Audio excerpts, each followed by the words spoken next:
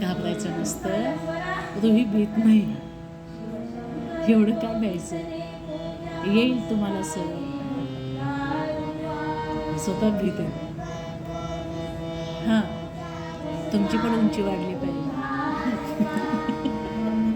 होय की नाही?